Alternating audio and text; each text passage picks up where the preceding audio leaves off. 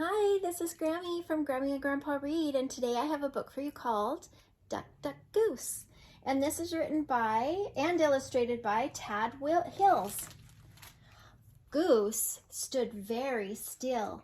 He did not want to disturb the butterfly on his head. Just wait until Duck gets a look at this, he thought. Bluebird, have you seen Duck? He asked carefully. He's approaching from the west, said Bluebird, and he's not alone. Not alone, honked Goose. And where's the west? That away. Bluebird pointed and was gone.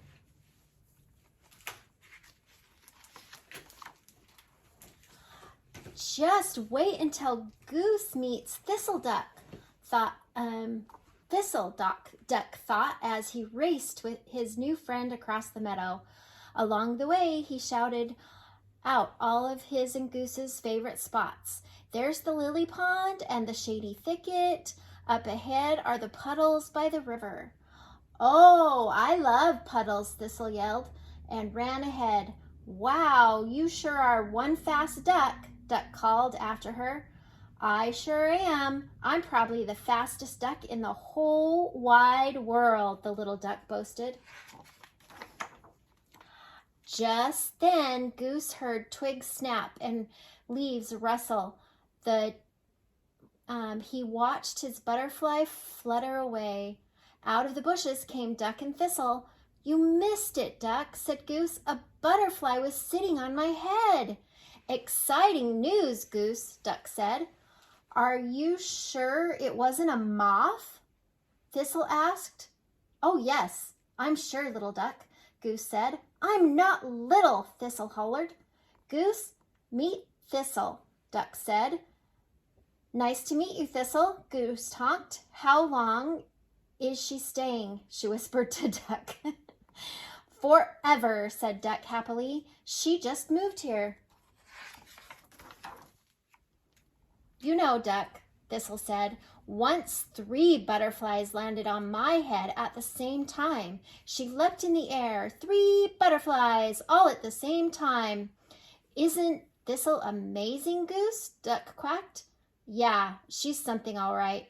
That's 2 more butterflies than you had, said Duck.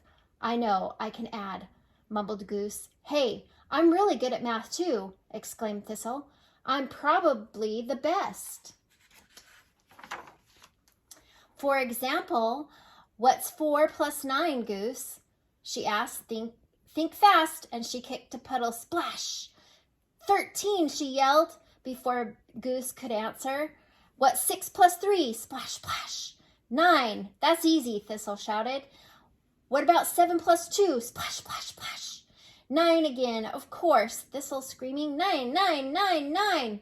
I can't do math when I'm being splashed, sputtered Goose. Could we please play something else? I can hold my breath practically forever, boasted Thistle. Can you, Goose? Do I have to? Oh, come on, it'll be fun, quacked Duck. I'll time you. Fine, said Goose, and he took a big breath. So did Thistle. Duck counted 1 hippopotamus, 2 hippopotamus, all the way to 11. Then Goose collapsed. I win, said Thistle, doing a little spin. You are good at that. I bet you really could have lasted forever, exclaimed Duck. I'd like to see her try, groaned Goose. So what else can you do around here for fun? Quacked Thistle. Duck looked at Goose. We play, he said. I bet I'll win, quacked Thistle. We run around the meadow or kick a ball, said Goose. There's no winning. Then why bother, said Thistle. Last one to the top of the hill is a rotten egg, and off she ran. Well, I guess I'm the rotten egg, Goose said. Come on, Goose, Duck yelled. Let's see how fast Thistle can run downhill. Can't we just watch the clouds instead, honked Goose. But Thistle and Duck were too far ahead and didn't hear him. I'd rather look for butterflies, he said to himself. On your marks, get set. Thistle quacked, ready, Goose? But Goose was nowhere in sight. Time me, okay, Duck? Said Thistle. Duck sighed, sure. One hippopotamus. Did you say where he was going? 2 hippopotamus. Do you think he'll come back? 3 hippopotamus. Should we go look for him? Who? Squawked Thistle. Goose, squawked Duck. Oh, that guy was going to lose anyway. Now let's see if I can beat my personal record. Keep counting. What is your record, Thistle? 3,513. By 6 hippopotamus, Duck had had enough. I can't believe you're leaving me upside down like this, cried Thistle as Duck headed off into the tall grass. Duck looked for Goose in all their favorite places, but the lily pond was empty, the shady thicket was dark and quiet, and the river bank felt lonely. Duck called out for his friend Goose, but his cries were muffled by the whir of the wind and the gurgle of the river. At last, Duck hung his head and sat down by their favorite bush. Goose, where are you? He said, wishing that his friend could hear him. From behind the bush came a familiar honk. Goose, Duck called out. Duck, answered Goose. Goose, where have you been? Goose sighed. I don't like standing on my head. No, said Duck. Actually, I don't either. And when I hold my breath too long, I get dizzy. Me too, said Duck. And walking across the log scares me. Duck looked at Goose. I thought you did a great job, but Thistle won every time, Goose said. She's very talented. Duck nodded. I think she has a lot of practice, said Goose.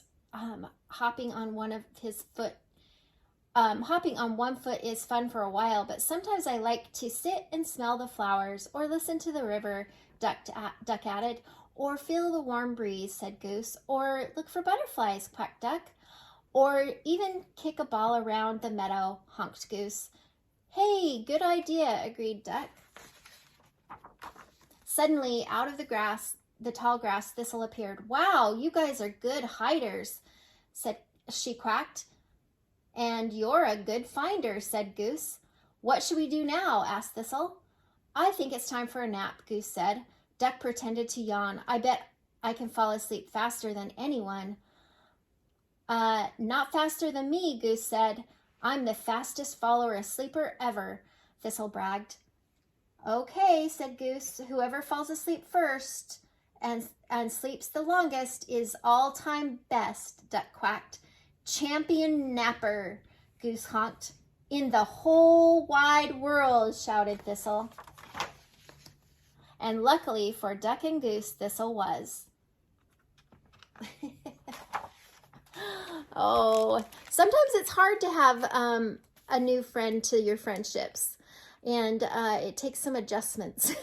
So I hope you like the book and that you will subscribe to our channel and look for more read-along stories on our playlists.